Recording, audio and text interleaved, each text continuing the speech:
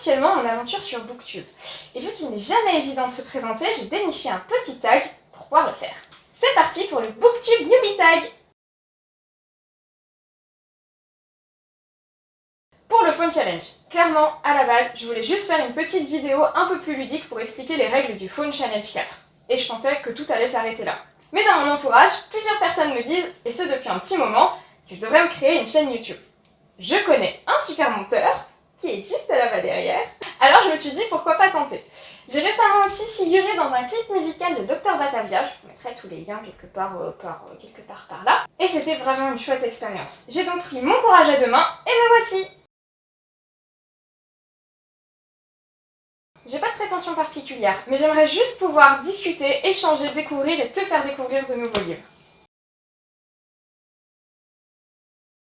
La nouveauté du format.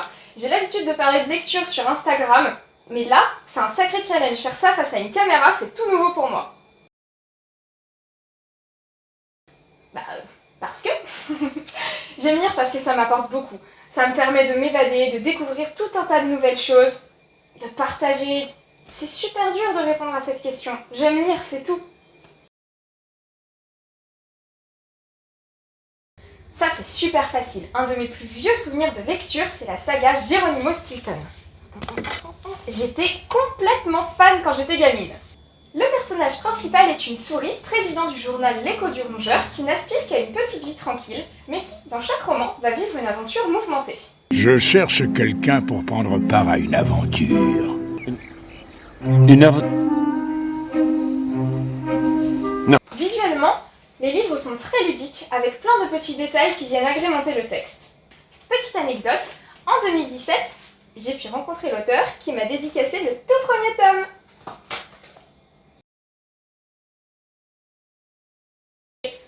Michael vieillit.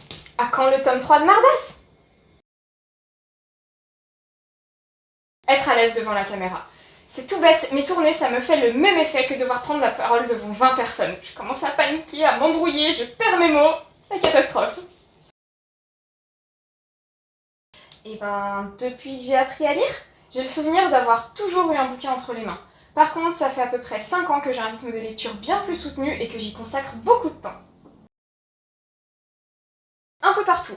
J'ai toujours sur moi de quoi lire, que ce soit en format papier ou sur liseuse. Mais je dirais que je lis quand même principalement à ma pause au boulot, et pas qu'à ma pause, mais chut, ou le matin sur mon canapé. De la fantaisie. C'est ce que je lis le plus et ce qui me permet le mieux de m'évader. Mais j'aime aussi beaucoup tous les graphiques, les romans tranches de vie et un peu la romance. Mais clairement, la fantaisie, fantastique, le merveilleux, c'est ma tasse de thé comme on dit. Voilà, maintenant tu en sais un peu plus sur moi. Si ça t'a plu, n'hésite pas à réagir dans les commentaires, à poser tes questions, ça pourrait m'inspirer pour une prochaine vidéo, à t'abonner, ou même à reprendre ce tag si tu l'as trouvé sympa. A bientôt l'ami! Super monteur.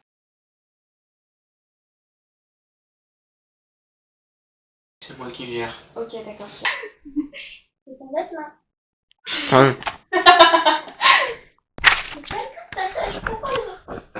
Tu me poses moi-même des questions auxquelles je ne veux pas répondre, c'est quand même magnifique là. Plusieurs personnes me disent depuis un petit bout de temps. 7. Quel challenge sera le plus difficile à surpasser sur...